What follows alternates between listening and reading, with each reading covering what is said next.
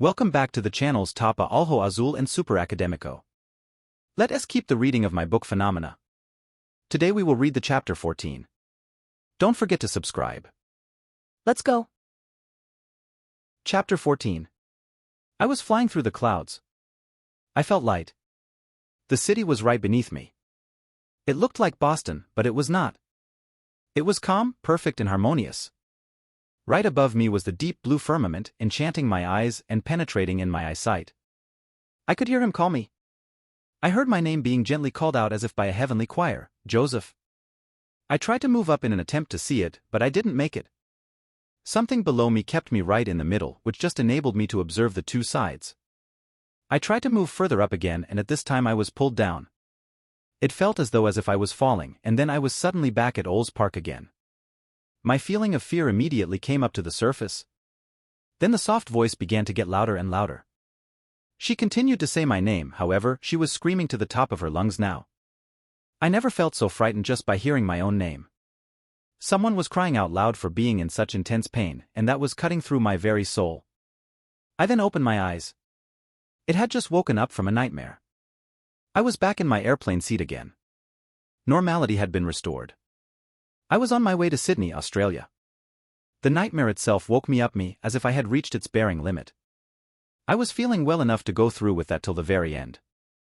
At that moment, I remembered again what Donnie asked me in my last dream, would I go through with that until the end? It looks like that. I'd already been traveling for 8 hours. They say that Australia is on the other side of the world, which seems incoherent to me since the Earth is round. But it really felt as if I was crossing through the world, and I wasn't even sure what for. The University of Columbia invited me to study, evaluate and present a report regarding a paranormal phenomenon that was happening in a certain region of Australia.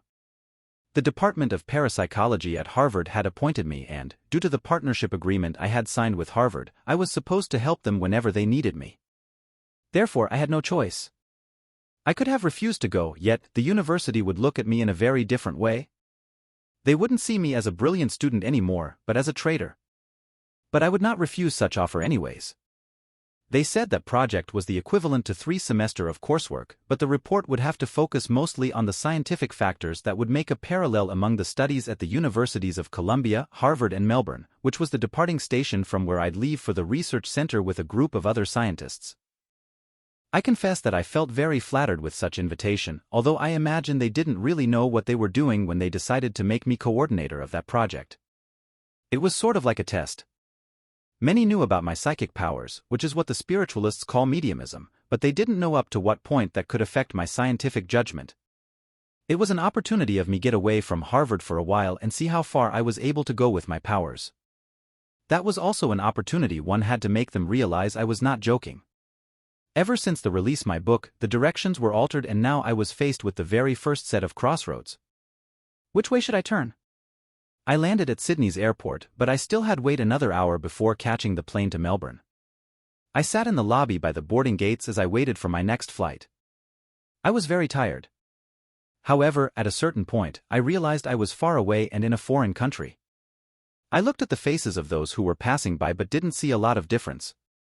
Perhaps that was due to having the same Anglo-Saxon origin. Maybe that is what binds us together, society, not politics. I remembered my farewell moment. It was different from the time I left for Germany. It was the same group of 6 people. Everybody was the same except for and that got fatter every day. The other 5 remained the same. Mom hugged me. Dad gave me a handshake. Eddie also shook hands with me and then said, "I just knew that you would go far, Joe. But I did not figure you'd go this far." Everybody laughed, and so did I, yet I no longer found his jokes funny. In fact, I even felt bad because of that. Rana kissed me on the cheek.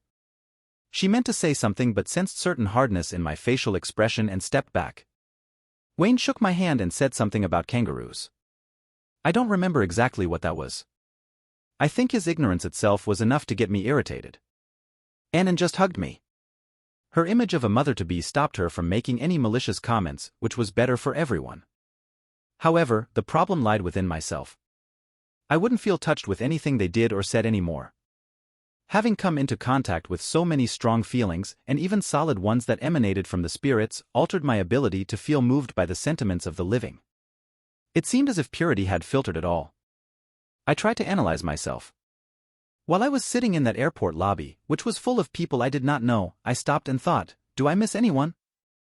But I had no answer to that question. I got a little sad. I realized I had changed and could not expect people who loved me to trip along with me. I didn't want to back up. I had to move forward through the very end. I just hoped they realized that I still loved them but needed to follow my own path alone. American Airlines flight number 7245 to Melbourne now boarding at gate 2. Perhaps the highway starts here. I hope you have enjoyed this reading. Don't forget to subscribe to both channels and like and share the video. Bye.